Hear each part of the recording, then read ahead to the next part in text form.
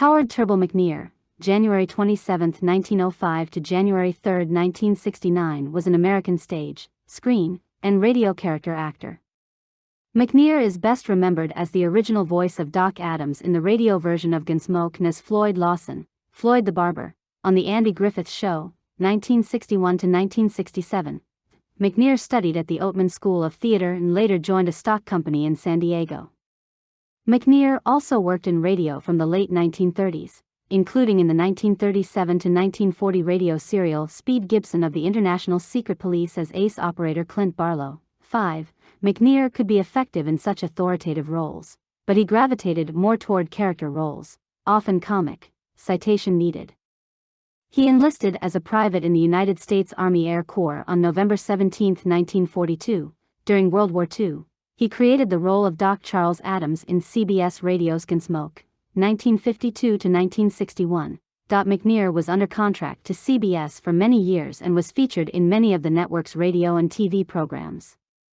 From 1955 to 1960 he appeared frequently, in various roles, in the popular radio detective series Yours Truly, Johnny Dollar.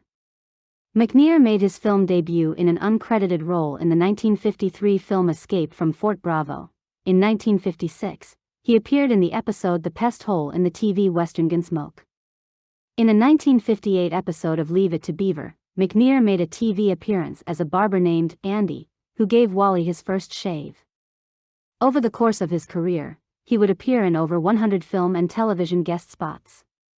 In 1959, McNear portrayed Dr. Dompierre in the film Anatomy of a Murder, who testified about collecting evidence of a rape.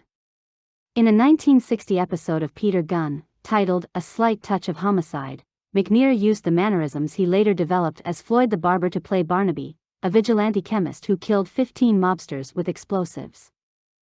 In 1961, McNear was cast as the vague, chatty barber Floyd Lawson on The Andy Griffith Show.